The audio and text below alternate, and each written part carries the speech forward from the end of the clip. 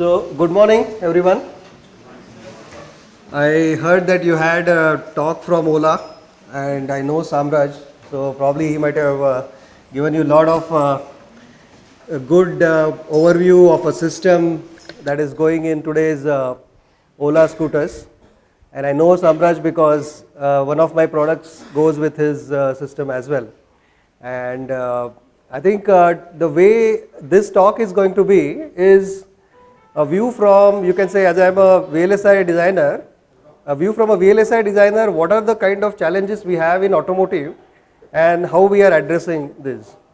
I personally work on more closely with the C2000, that is a real-time control MCU. But the way I have stitched this talk is, we'll try to cover the entire gamut of electric vehicle applications where different ECUs are there, what kind of challenges are there, and where basically are the key areas of challenges. We'll try to put little bit more emphasis, given that the theme of these talks is about the powertrain. We'll try to put little bit more emphasis on powertrain, and we can take questions on that. So to begin with, anyone has got a kind of a very short answer about why electric vehicles against the IC vehicles? It's a cliche question, but I am expecting if there is answer which basically I have not heard so far, or maybe a very pointed answer for that. Anyone? To attain quick acceleration. Sorry? To attain quick acceleration. Quick acceleration, okay. Something, okay. Lot of?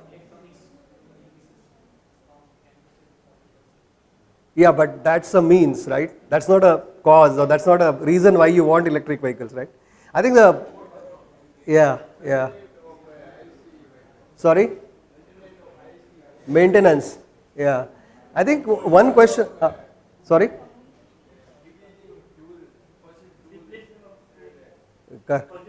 Correct. No, but the question really is that ultimately electricity you are going to generate it in the power stations. You are going to use a fuel there, then basically get the electricity and charge this. Is it really efficient, or does it still make sense?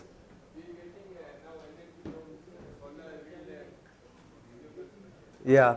No, I think there is a very good text on this. You might have heard of this author Katie Chow, and there is a book, in his book actually there is a reference I have not included in the slides, but he has given a very nice graph about if the electric vehicles are, it is a little bit dated, 2015 is what I had seen. Against that, if you compare the IC engines, you would be eventually coming to a point where after a certain point electric vehicles will cross in efficiency of power, basically the conversion from fuel, take the same fuel, same oil on that if you want to run the power station and ultimately run the vehicle, versus it comes through the say petrol car or something, you will actually surpass the, and you were actually close there in terms of the efficiency to cross basically the power conversion efficiency for that. And that itself kind of says that there is a lot of there are a lot of possibilities in terms of electric vehicle to get better efficiency in terms of power conversion, because this is pure engineering kind of a solution. Yes, there are a lot of other things like in terms of environment and depletion of fuel and resource and all those are there, but simply from the engineering problem perspective, I think we are already kind of moving in that direction. I think the only probably hurdle or few hurdles is like, how do you make the battery more affordable, which is also going in the right direction, and probably the second one is that the charging infrastructure be available easily, and these are commonly known problems, but I just wanted to kind of start with that. So when it comes to electronics within inside the vehicle, what are the different pieces, or what are the different kind of broad areas when we are advancing the technologies of automotive? The very first thing, as we talked about, efficiencies, right? So power efficiency and keeping it compact or making it compact, right? Making sure that we make that conversion very effective. So if you need to kind of go for the higher voltages for that, ensuring that the reliability of a system is maintained. It's in a very compact area that you are going to get to 400 volts or 800 volts kind of voltages, making sure that in that small space it's reliable for when basically you are putting it, from the passenger perspective, and secondly also that's a safety, and keeping those parts reliable for longer term with rest of the system built with it. Also, when you are going for this efficiency improvement, another part is about how do you sense the world with a greater accuracy. That's from the powertrain perspective.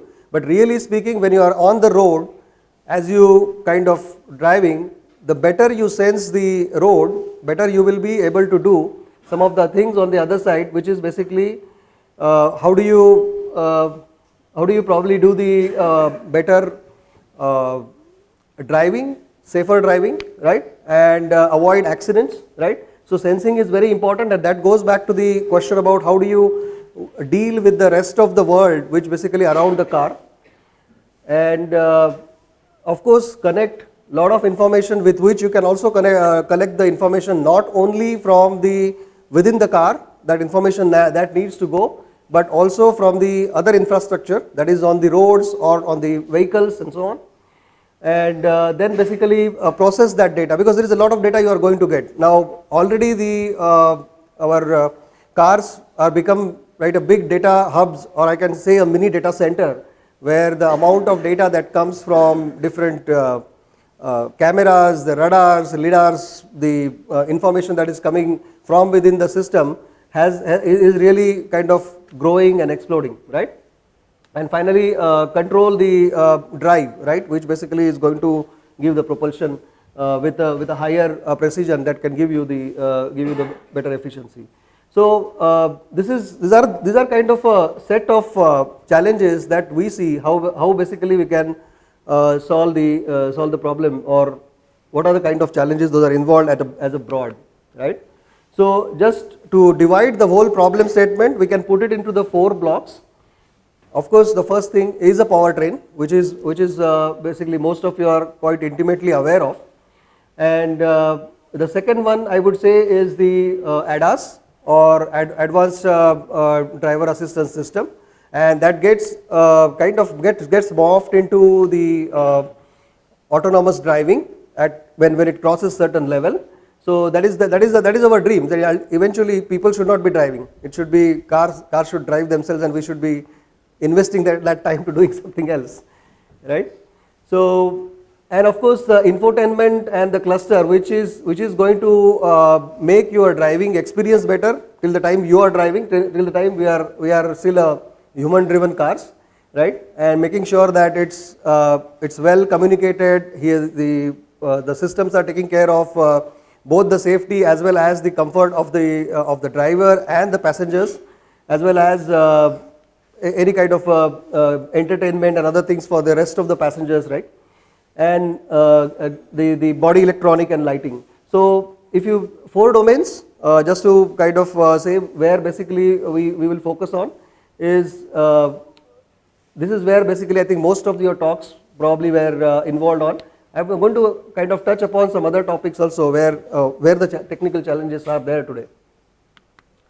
So let's start with the broad distribution of whatever the end equipments, right? In EV, HEV, powertrain, 3 sections. I think most of you are aware of this: battery management system, traction, OBC, DC-DC, body electronics and lighting. There is besides the car doors and windows and all those, which is basically comes in the body, motors and mirrors, lighting. And lighting is not only these days coming only from a simple headlamp or tail lamp and fog lights, but it has gone beyond that, and you can see the fancy happening in different vehicles. One thing is basically the appeal of the car, but more than that there is also utility in terms of improving the overall experience for the other drivers who are driving on the road, because people drive with a headlight which is basically as a causing others basically a problem. So how do you make sure that the light is also adaptive to the road conditions, be you are going on a hills or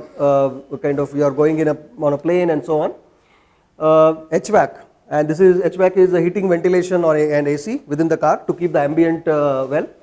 And overall the zonal and body domain controller, which is basically a controller, and we'll talk about a little bit more about this as well. Then of course when it comes to ADAS, and we have got a surround view system all around the car. We do have basically a driver monitoring system. The occupants of the cabin are being kind of monitored.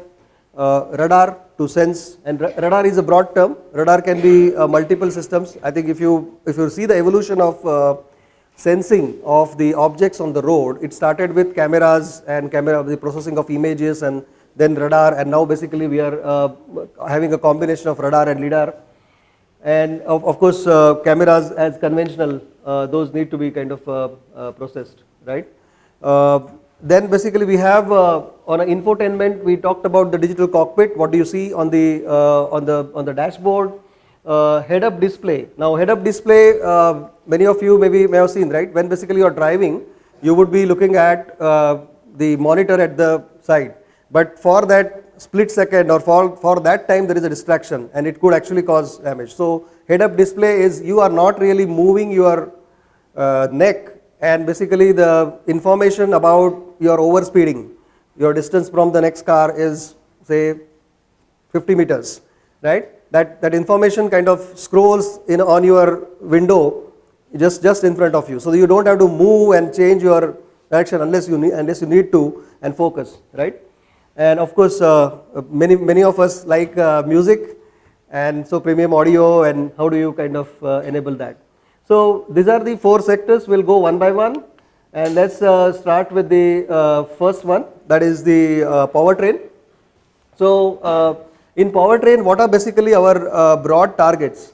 A, basically extend the range, which basically in other words we can call as the mileage, because this is one of the factor in the beginning. Nowadays we have kind of overcome that to great extent, that whether my car will take me to the destination or not.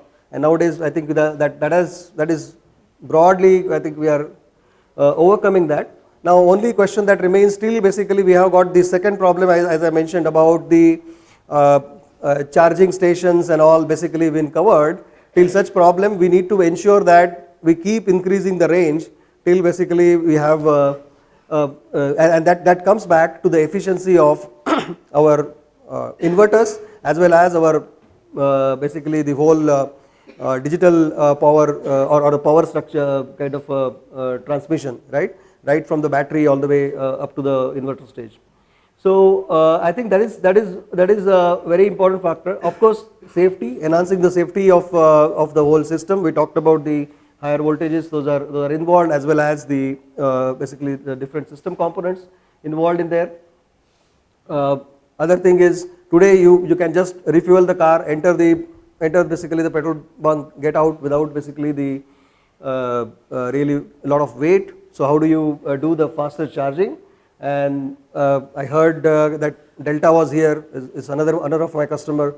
I think he talked about fast charging, I believe, right?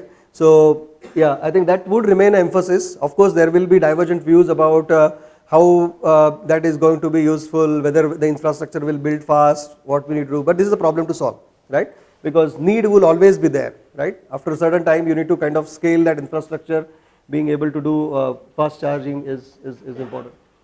And of course, the making it more affordable, it's from all angles. It's not only the battery that has to take a lead. Of course, it's a 30 to 40%, 35 to 40% cost of the EV today, but other systems as well, being it a controller, including I think the biggest thing that this community, as all of us from powertrain side do, is how do we invest more on a better topologies, better controls, which can, and now it is possible to get it to the higher frequencies, reduce the sizes of our filter stages, be it inductor, capacitors. That will also give you the space advantage, cost advantage. Yes, there will be challenges, and we need to kind of get there, right? So, and make it more affordable as well from that perspective.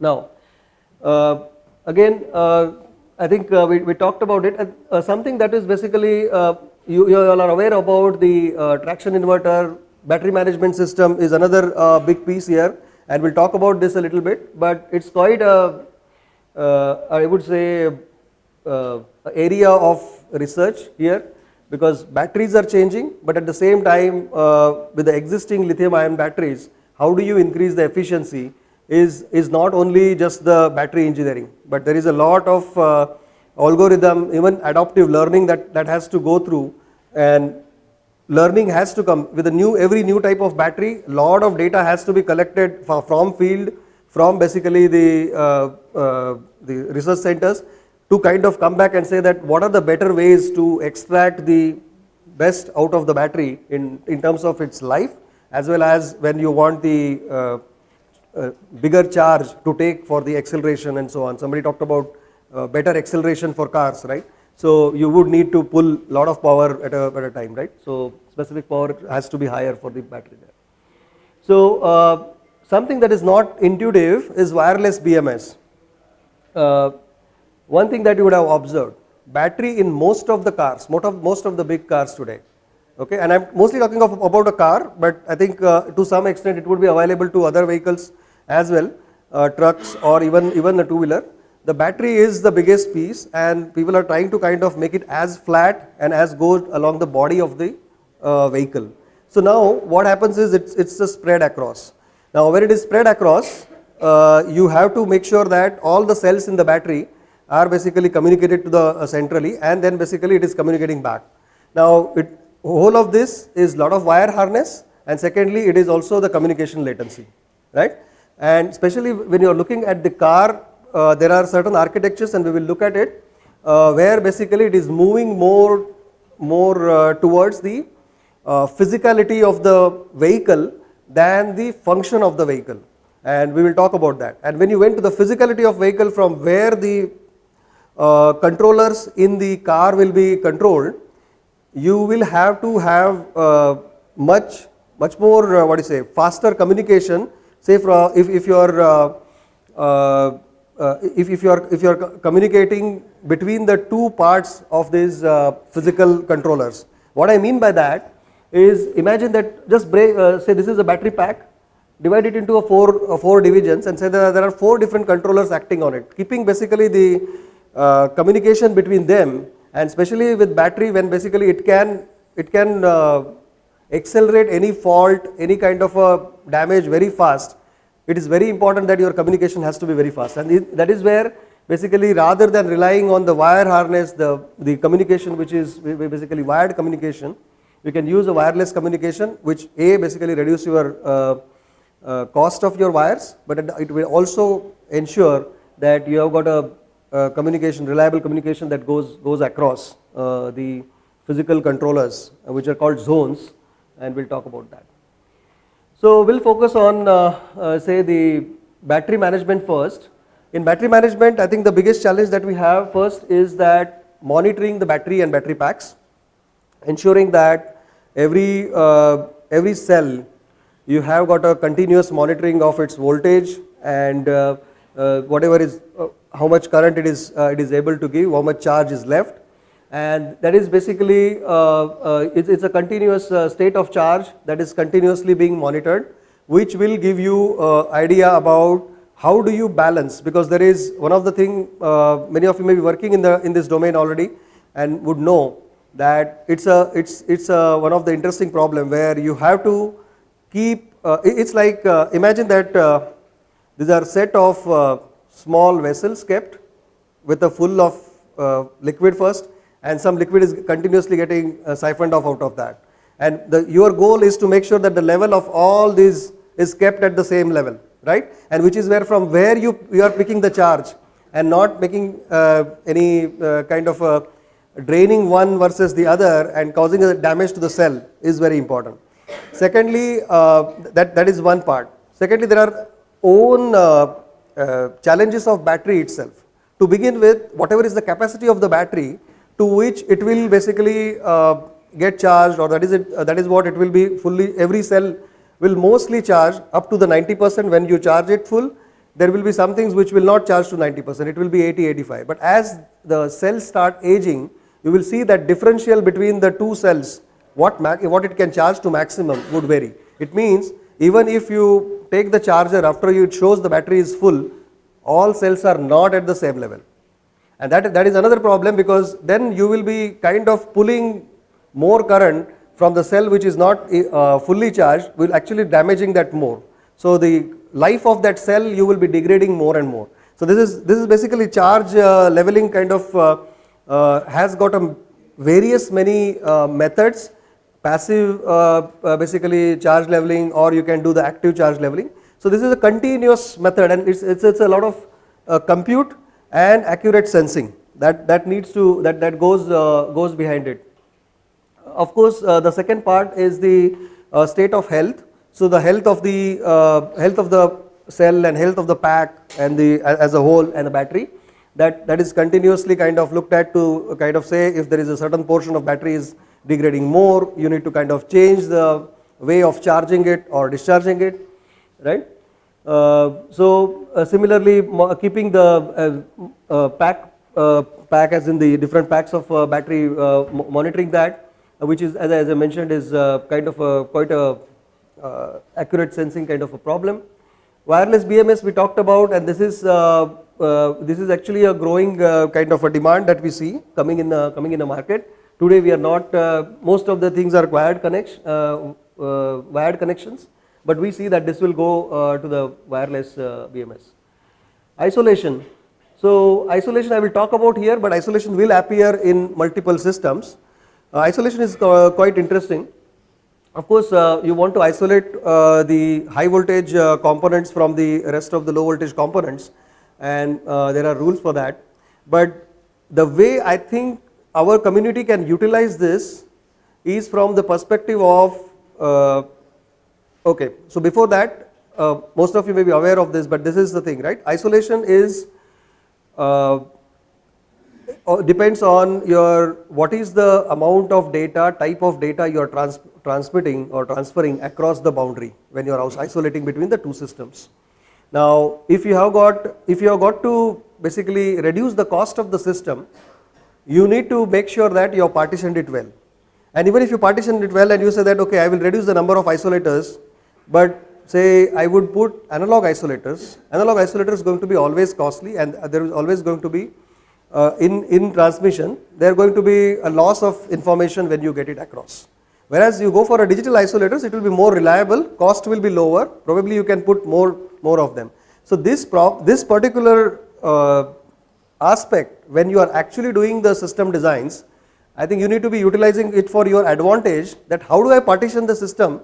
So this should be one of the vectors which you should use for partitioning the system well and reducing the overall cost of it, and increasing basically the reliability of a data that you get transmitted across the isolations. So from that perspective, of course TI has got both the digital and the analog isolators, so probably that's not the point here of this particular slide, but this is a very important aspect that when we come across customers, their continuous requirement is, can I go to more to digital isolators. So like for instance, you are sensing from the motor position, you have got a resolver and you are sensing the accurate position from the motor, right? There are two ways to do it. You can sense it, get the analog signal, get it across with the analog isolation, and then basically put it to the microcontroller. The other thing is that you can put the sigma delta filter, convert it into a kind of modulator, take the digital stream and put it back. So naturally, where basically you are going for a resolver kind of application, it's better to prefer the sigma delta kind of approach. You will get the accuracy as well as you will get the required transmission rate out of this. Safety for all these MCUs is quite quintessential, and we know that, and especially in India, and I remember because many of these customers earlier, if I would go about 4 or 5 years back, pre-COVID era, there is no safety requirement in India, it is not mandated, it is not regulatory, but over the period we have seen, right? It is not so. Because we were actually getting these all requirements from all other markets elsewhere, and naturally slowly in India as well we have adopted well now to all the safety requirements those are coming for the and it is not as simple as, oh, I want to go safety, I will change the microcontroller and do it. In a system, the required redundancy required basically the software that you need to build. It's a quite a long path before you get a safety certified systems to this thing. And we can talk about safety a little bit, but let me first cover some of the other topics. Of course, the HV contactors, where basically these are used for the contactors between the system of battery and rest of it, which also act as a part of the safety systems in basically the battery. In the interest of time, let me move to the motors, or basically the part of traction inverter. These are the three commonly used type of motors we are seeing, okay? But these are not the only motors, I would say. There are people who are really doing a research on it, trying to kind of build a different type of motors. But by far, PMSM is a very commonly used, IPM, specifically from the advantage of being able to control torque better, both with the permanent magnet as well as the reluctance torque. That is commonly used. What has been changing here, that now that we started with single phase, three phase for a bigger powers. Now this is going to the multi-phase than beyond three phase. And by way of which we want to kind of increase the electrical speed, as well as we want to kind of get to the smaller size of the motor. Also, when we are polyphase, you are more reliable, because out of three phase, if one phase goes down, you would be very much limping severely. If you got a 6-phase motor or 12-phase motor, you can actually come down. Of course, 12-phase motor is a far away. 6-phase motors we are seeing commonly now. You would still be not limping as bad as basically you would be with the 3-phase motor. So that's the direction I'm seeing. We are seeing that people are seeking for multi-phase motors. When it comes to the induction motor, and we know that there are big vendors in this. Tesla started with the induction motor. By the way, Tesla had basically the C2000 devices which I am working on, and this is something which basically, because of sheer the ruggedness, robustness, I think this basically is a preferred motor. There is a kind of a PMSM is easier to control. Most people are basically going towards it, but we can still see some people still are doing at the induction motor. The trend, another emerging trend that we are seeing in the market, and especially some of the geographies, including India, including some of our two-wheeler and so, is reduce the dependence on the permanent magnet, because it's becoming it's a commodity which can make you make whole of your production line go for toss if you are not getting the resources for that, right? So from that perspective, switch reluctance is an area which is catching up very well. We are seeing that now it's more than basically, we were waiting for this movement to happen. We knew that last 3-4 years, okay, people will move to switch reluctance, but we see that happening more now, and this is something which is basically is another area of research where basically we can focus ourselves more on. As far as the corresponding electronics for this is concerned, of course, we have to kind of devise or develop basically the switches and the MOSFETs which are going to take the high voltage bias supplies, which could be including FETs or GaNs. So TI today produces GaNs, and we are also looking for SiC and so. But I think this is the one area I would say that we need to kind of move. We need to move towards GaN, focus on that. How do we get more frequencies, even we are more efficiencies when we are increasing our frequencies, and I think over the period it will be more affordable. Today I think the cost is one of the factor which is basically making it little slower, and goal would be to get it to the higher power density, and more we kind of go in this direction, that affordable cars part, as I mentioned, would make it more feasible. Gate drivers is interesting. Gate drivers are required right from your body to all the way to the drive, right? It is not just that the traction would require it, but here let me cover gate drivers here from both perspective, and then I think we can skip it for the body when it comes to. I think one of the interesting thing is about the gate drivers is, of course, there as well we want to make sure that we optimize the space, and this is where the most of the it's so much in the body, not of course it is not in the powertrain. How do we get more and more integration in basically the microcontroller and the solution and the gate driver together on a same package? That way you reduce the area as well as reduce the cost, right?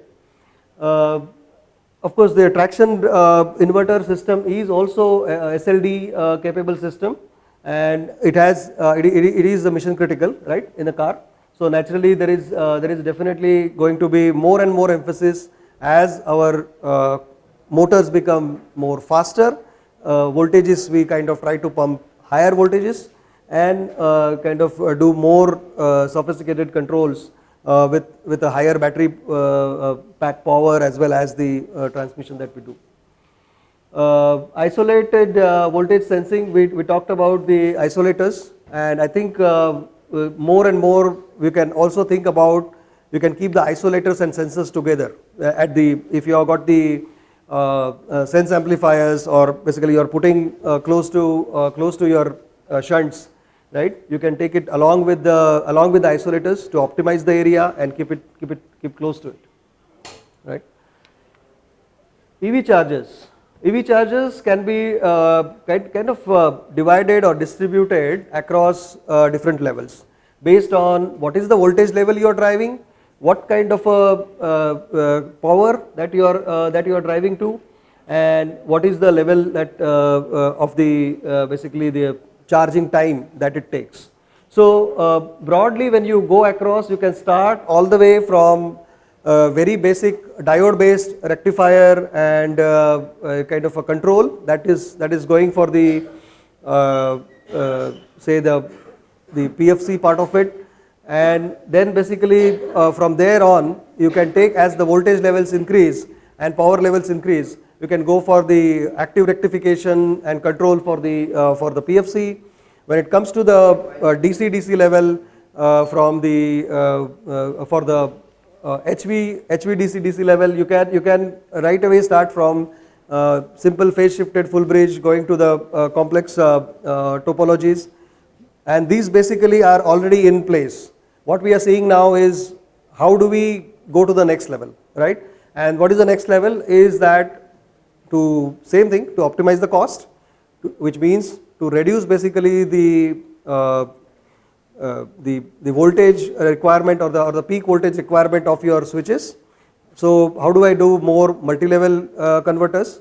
How do I do a better the 0 volt switching or 0 current switching? So how do I go more and more towards the filter components? Those can be tuned well. So maybe a few years back, the resonant converters were not so much in the production.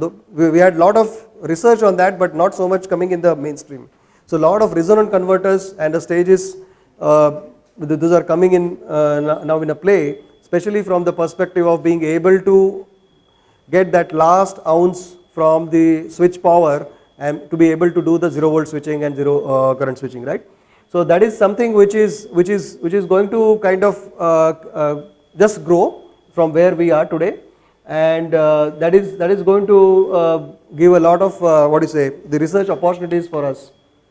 So yeah, as I said, both of these reducing the cost and reducing the power density would drive us to get it to the higher kind of frequencies, a better EMI filtering for the higher, more and more switching frequency as you go to. Some things that we are also looking at, can we do more and more in-package sensing, be it Hall sensors and and so, right? Magnetic sensing, if you have to put something very close to resolver and those kind of capabilities. And again, other things are are quite similar. The system is going towards the highest safety level and isolated gate drivers. Going to the ADAS, now this is the domain probably a little bit unexplored for many of you. I would like to kind of highlight what are the kind of challenges we have.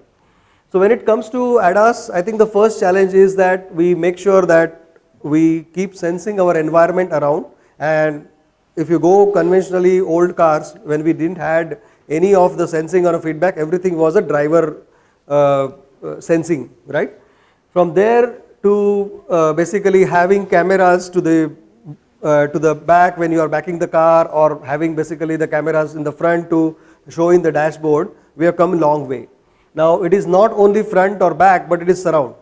So it is actually in all directions of the car we are sensing, so that we are safe in terms of not only in one direction as in car hitting something, but anything else that is coming near the car, or basically causing us the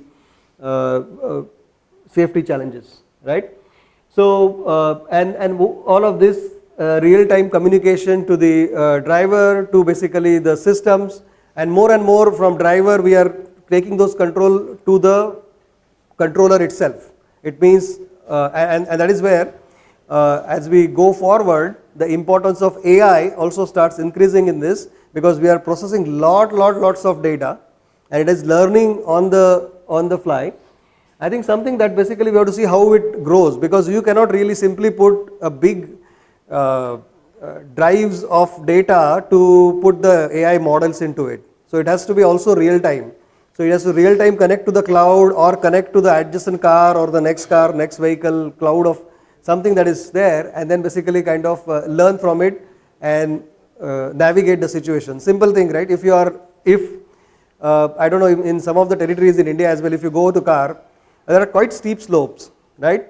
And probably your car has a choice to get into, say, avoid that steep slope. If there is a car which is in front, which has already learned that it is steep and it is struggling there, maybe you can learn from that, and the person can take a different route. These things we cannot imagine today, right? This is adaptive learning and kind of taking this thing. So that real-time communication is very important, and which means lot of data processing also. Different type of data which you are collecting from your own sensors, collecting from the environment, and so on, right? And of course, which is the safety is a big part of it, and that basically would be a thing. So coming on to the ADAS system, what are the different components of this? There is a radar, which basically, of course, is the mainstream or the primary component, which is kind of taking the feedback from. There are front and rear cameras, which basically are giving the visual feed to the driver. There is a domain controller, but there is also something called as a surround view, which I mentioned, that there are radars which are to the side of the body of the car as well, and this is like there are different configurations, like 5, 7, 15, and it depends on the sophistication and the kind of accuracy that you are expecting for a vehicle in terms of the ADAS system level that you are basically trying to attempt. And of course, this is outside the car. Inside the car, the occupants of the car, and especially the most important occupant is the driver. Is he dozing off? You think that what is his facial kind of things are, whether is looking that it's not very this thing, all those kind of things. If car has to take a control by itself to take it to the side and things like that, right? So those are all the things which basically are happening. People are basically kind of building on this. Just to give it, I talked about the level or mentioned about the levels, right? So levels, the basic level today in most of our cars we have today in India as well is level 1, which is driver warning. Your speed is too high, and I think recently it is mandated by government as well that if you on Indian roads, if you cross I think 80 kilometers, 1 beep, and if you cross 120, it will keep 2 beeps and keeps beeping, right? 2 beeps, okay. 100, 2 beeps, okay. And 120, I think it keeps beeping continuously. So this is like a basic, very basic, right? Very rudimentary. But there are even more sophistications than that which are in there. And from there to the active safety, where basically it is actively looking for most of, if some of you have driven in the US, you would have seen if you go to the shoulder of the car, it actually gives a big beep and kind of alerts the driver. Sometimes when driver is, because roads in some of these countries are like long and this thing, and you get basically jaded with the long road if you're driving, and if you go to the side, it just gives. So that comes into the active safety kind of thing. Navigation led driver ready, which basically here you will get a lot of GPS data, you will get the data from other resources, and car is ready to drive, but it is not still in a full adaptive or a learning thing. That is a level 2. We see that level 1, level 2 is quite common these days. These cars are available all over the world. The level 3 also some people have tried, but there is like not yet the confidence into it, and we would have heard some of the Tesla events where people have tried this, and it mostly works. Sometimes it had got a problem because ultimately it's a system. If the camera is reading something which probably a white surface, it is looking at the sky, and probably it was a truck, and the accidents happen. So that adaptive learning is still basically is in progress there, as in how do we kind of do it. And finally our goal would be the driverless, right? You call Uber, thus the car comes, you sit, and then it takes the next kind of passenger and moves on, right? And I think this is where basically the number of different levels of ADAS that basically we would be kind of looking at, and from that perspective where we are moving. So far in all these systems, it is pretty domain centric, right? If I am talking about ADAS is all related to only ADAS, right? So all the front level of radars and the cameras are all controlled, though each one has got its own controller. It is actually talking to a common central point, and that's called a domain controller. Similarly, to the same domain controller, you will get information from the camera from behind, or if you have got a radar to the back of the car or the side of the car. So from there today, that's a very much there are different pieces, different basically pieces which are handling, doing a radar processing, camera processing, and all this is coming to the domain, common domain. From there it is moving to the level where all of these are centralized to one common ECU, right? And that is something which is what people are driving to. But further, I think that was from there as well, people have realized that is also not making sense, because it means a lot of wire harness, lot of wires. It's a weight, it's a cost.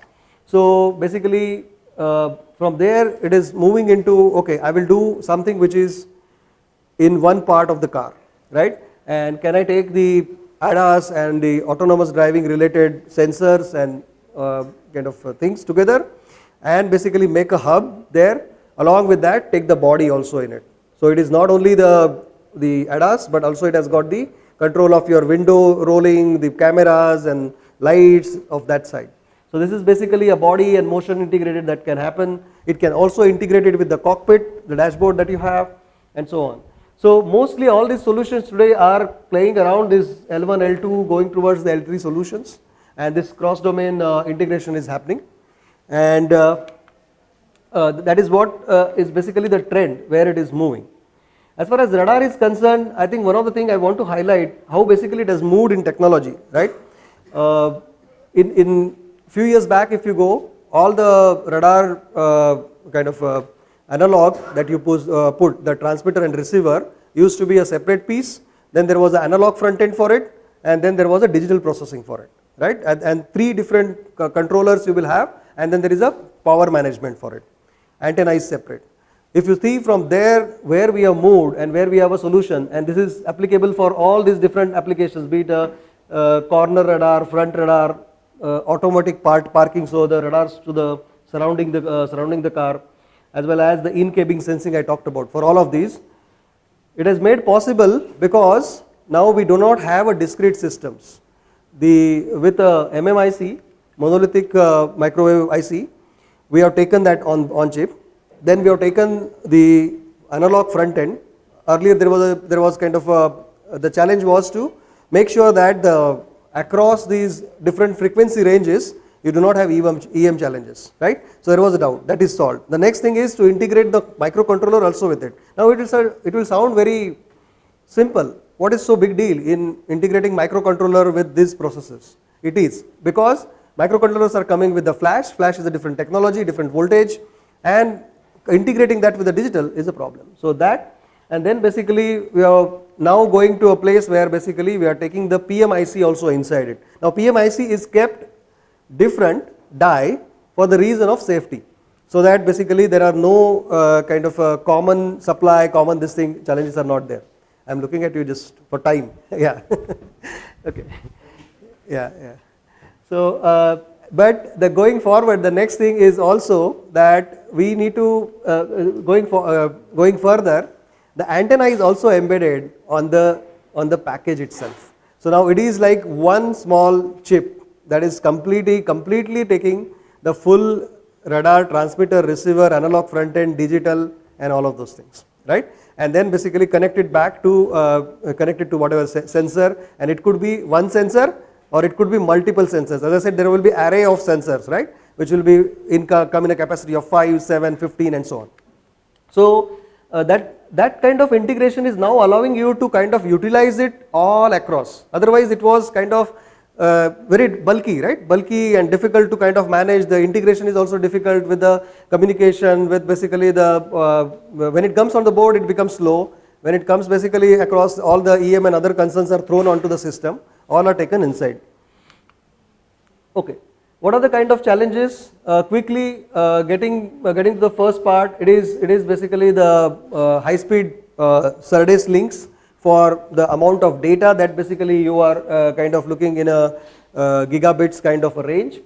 Of course, once you take it, process it, now as I said, you have got a multiple domain controllers, so you have to talk across.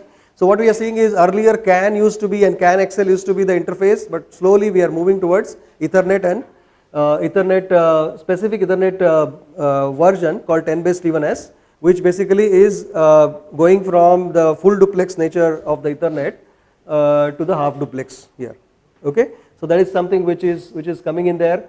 Of course, you need a real-time processing of all this data, so a powerful DSP behind it to process all this data, and of course the power concern to make sure that you are able to isolate the powers which are going to the RF amount of power that is required, and kind of avoid any kind of EM issues with that, and separately feed the powers to all these different components which are now integrated together, right?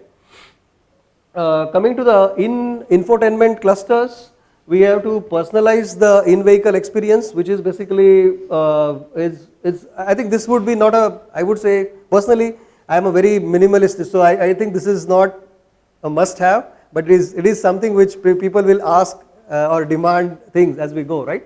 But it is right, personalize your experience. Infotainment is to your set, left something, some YouTube you were watching, you left it there, you come back and evening you are started again, it starts from there and things like that, right? You will have such kind of things which will go through. Of course audio, many of us, as I said, is an important this thing, and safety part of it. Now here as well, digital cockpit. More importantly, I would like and highlight here is the head-up display is a very critical one from the safety perspective, because this could cause accidents when there is a lot of information, interesting information. You are trying to say whether I have to take a left or whether I have to take a right for after 100 meters or 10 meters and all that stuff. If the information comes in front of you, you don't have to lift your head and put your neck here and look at that. So this is most important, I would say, of these. Of course, cockpit making your experience easier is important, and basically the premium audio, active noise cancellation, this is also important. Okay, how many minutes? 5 minutes? Now we have a 10-minute Q&A session. Okay, okay. So let me kind of jump through some of the slides. Body electronics is there. I think we talked about it. Simply the challenges are across. A point that I want to highlight is about where we are headed with the zone architecture, and this is one point I briefly mentioned. This is the past architecture where there are lots of controllers, ECU around. From there it is going to the domain processing. And when it goes to the domain processing, a functional domain, one functional domain will control all the type of devices together. From there you go to zonal, it's coming from the functional domain towards from there to the physical or a local kind of a controller. So take the front left of the car, front right of the car and so on, right? And there will be one domain controller for that. And that will have all the kind of systems talking to it. And you have, as I said now, the proven communication interface of Ethernet. You basically communicate at a high speed across these, a crisscross and a mesh. Or you use a wireless if you want to communicate from battery which is sitting somewhere else and get the information out. So that is where it is moving, and I think that's something which is driving more and more software centric cars. Because in this now you are actually trying to communicate, take all the different things. And how that is going to impact the community like ours, where basically we are doing the powertrain development, is that now we have to learn to coexist with other systems as well we talked about, be it body, be it radar and all those things, right? And if they have got a different frequencies, RF frequencies are different, EM and other challenges, we have to start learn that how do our systems coexist, our controllers coexist with those, because those will go on the same board, or if not, connected boards or very boards are kept close by. So I think with that, I think I will stop there, and let's take questions. I have a question. Yeah. So you mentioned about the onboard charger. Yes. So mostly in the architecture, you will see two separate controller, like a separate controller for first stage or a separate controller for second stage. So from the point of view, like apart from the isolation requirement, can it be done on a single processor controller for digital control? This you are talking about the AC to DC PFC stage and the DC-DC stage. Yes, it can be done, and we have customers who are doing it today. In fact, it's a very interesting question, and don't just limit yourself to the OBC thinking as, can I take PFC and DC-DC together and put it? So if you really look at it, people have gone ahead and said that OBC DC-DC is not used in car for most of the time. It is used only for that when you go to the charger and charge it. So in fact, there are topologies where people are thinking about how can I use the DC link cap, because which is the bigger one and takes a lot of space and cost, and how I can use even the controller stages and put that the DC-DC stage which I have put, which is converting from whatever is coming from line and converting here, right, to convert it back to the other side. So can I reuse, because inverter and OBC are not going to work at the same time. You will not driving a car when you are charging it, right? So even that is also people are literally looking at. So it is not only the PFC and DC-DC combining, but it is even going to the other side. Of course, there will be challenges about sensing, isolation, all is there, but people are solving that and trying to see that how we can optimize it further. Cars, there will be most into the PLC level communication. But when it comes to the low voltage level vehicles, more we are depending on CAN communication. Suppose if the standards are telling more into the power line communication for charging infrastructure. Yes. So is there a processor or a controller which can give this high bandwidth communication to CAN level so that it can be transferred to all the other ECUs? So is your question that can this be going into PLC? Can I have a PLC? Is your question? The low two-wheeler or three-wheeler, the body communication is CAN based. So when it comes to the charging stations, that power line communication is must based on the connector type. So if you are using a single processor from this same power line communication, it is possible. I think if your question is that if I have to communicate to the charger with the PLC, does my processor support it? If you are going for the much higher bandwidth PLC communication, it will be difficult, it will not be cost effective for everyone. So there you will have to have a specific PLC, and PLC is, by the way, depend upon what level of throughput that you are looking for. For a smaller throughput OFDM based PLCs are available. You can use that, and that is supported in many of our C2000 processors also. So that you can use to communicate, because it's just the information like how much charge I want, what is my authentication and things like that. That can be easily done. That is not a problem. I think more than a challenge, I think I would say that see, there is not a one solution that fits all. Okay, and there are always some divisions in the overall community of automotive with the people who are basically conventionally doing ICE, and they want to kind of migrate from ICE to convert it into a motor, and there are old systems they want to continue. And they have got an ecosystem, product, everything that is done, and accordingly they want those features to be continued. Many times those are not the best features. Whereas there are people who are newly coming, be it a Tesla, BYD and all those new customers who never had IC engine with them. And they will be kind of asking for some different kind of features which are forward looking, taken from the latest electronics and all that. So matching this together, we end up in kind of spending lot of things on the IC which may not be useful for one and other. So you'll have to kind of keep dividing it and kind of do something like that. That is Both of them use AutoSAR? The ones who do it from scratch and the legacy? No, automotive? see, the AutoSAR is basically a software framework. Some of the customers who are basically completely new, they don't care. They don't care about even SLD, some of the customers, I would say. Okay. Because SLD in the end is a standard, Okay. and that is basically is a state of art. Okay. And state of art means this is the best thing I can do to safeguard myself if there are some suit happens, some regulation comes together. It does not guarantee that passenger is safe. It says that I detect it, I report it. Okay. If the action is not taken, if the system doesn't fail, so in the end it is about how do you make your cars safer and give more confidence to the customers. So there are set of people who really don't kind of subscribe to SLD, don't subscribe to AutoSAR, and they completely do their own stack. Yeah, but in your experience, those who are legacy automotive manufacturers and those who are doing it for the first time from scratch, Yes. so what is the preference? Do they prefer AutoSAR or doesn't See, matter? most of these, the person who is in the field will continue, so they prefer AutoSAR. So you have a requirement and we don't have a problem with it, right?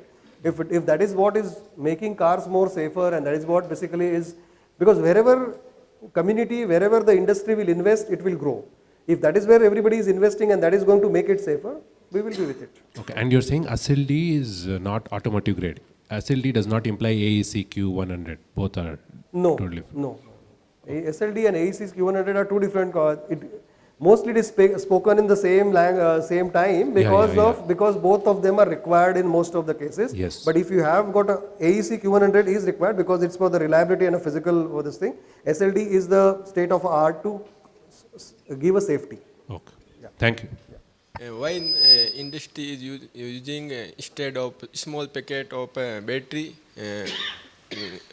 replaced by one packet of rated voltage and rated power? Is industry replacing the small packages of battery with the one big battery? Is that what you're asking? Yeah. See that even that one battery ultimately cell is a 3.3 volt small cell, right? It is always how do you stack it is a difference. Ultimately, the cell that is going to give you is a 3 volt small cell, right? Yeah. So it is the trick or the skill or eventual benefit is to the vendor how he has integrated it together. So there is no such thing that I am dividing my battery packs and so, right? He will try to keep it combinedly together. And earlier, if you had something critical, I will have a separate battery, small battery, and all that stuff. That is gone now. All those places are taken by the HVLV DC-DC. You convert the whole thing, which is at say 400 volt or so. You convert to the intermediate bus voltage of 48, and that will go across for all these body and other things. And then you have a LV DC-DC there. That's how it is used. Battery using small packet 3 volt and then you series parallel connection and cascaded and big battery build up. Then there is the issue of circulating current and it is there. I think those are, but the benefit of or the cost benefit of keeping it together and feeding from there and combinedly kind of managing it is kind of weighs over basically kind of not solving those problems. Right? That's how they're trying to solve problems. That's why I said battery management system where basically you are continuously looking at if the voltages are going different ways and controlling is a problem people want to solve because integrating it together gives them a cost benefit, and battery is the biggest cost in the system. So manufacturing of 58 voltage and one packet battery is difficult. Sorry? Instead of small packet manufacturing of battery we build a manufacturing of one packet with over rating 52 volt, needed voltage rating and current rating and power rating. We build up, manufacturing is costly, Correct, but then problematic. basically if your need is not more than 52, you don't build it 52. It is not that every manufacturer has got his battery rating. So not everybody is 400 volts, right? There are people who are running whole battery set as 192 volts. Somebody is running at 96 volts. It depends. Yeah. Battery pack configuration is done by the vendors, end vendors. Yeah.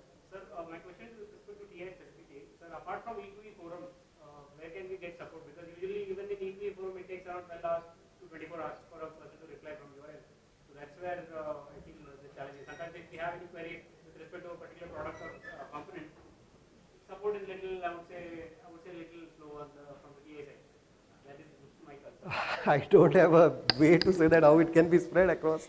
But I think it also happens that in E2E, if you are a regular, you are known, then your queries also, there are, Right, sir. you build basically the counterpart who kind of answers you well. Right. But I don't have any other way today that I know from the R&D perspective that how they solve it. So last question is about availability of products. Like most of the products under AECQ, automotive grade from TI are having an exceptionally long lead time. So can we expect any improvement in lead time? Yes, that you can expect in a year's time. Okay. In fact, it is started now because TI has invested in more than 7 fabs now. So you will not be getting that challenge 1 year down the line. You will not be having this problem. Sure, sir, because that becomes a big challenge, especially when we start the design. Understand today. Thank you, sir, for the presentation. And I'm sorry, this is not an electronics question, more from data and ecosystem kind of a question.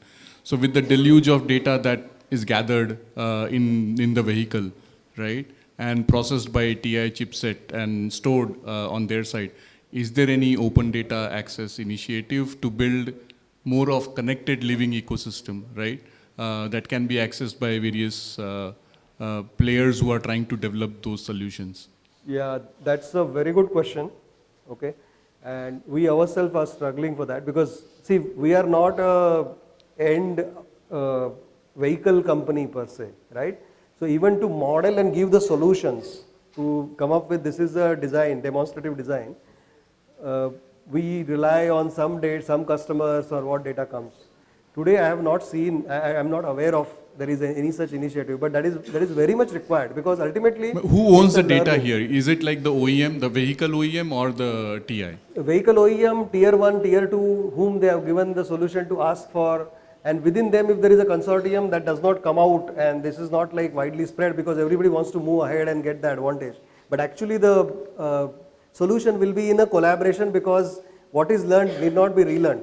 And especially if you take country like India, lot of things can be learned on the road by the car. Right. And that can be learned by multiple people at multiple times. It's a too much wastage of that. No, apart data from that, models. like, I mean, to improve the drivability, I think even this, for example, from infotainment system perspective, right? Yeah. See, I'm watching some movie in the car and I want to continue the same. I mean, it can be addressed from other ways as well. But getting some data from the in-vehicle, experience would rather add on to the customer experience, right? It would. It would. But today I am not aware of such initiative. Release some data, right? I think over the period it will happen, but today it is little slow, is what I feel. Okay? Thank you, sir. Yeah. Okay. Thank you.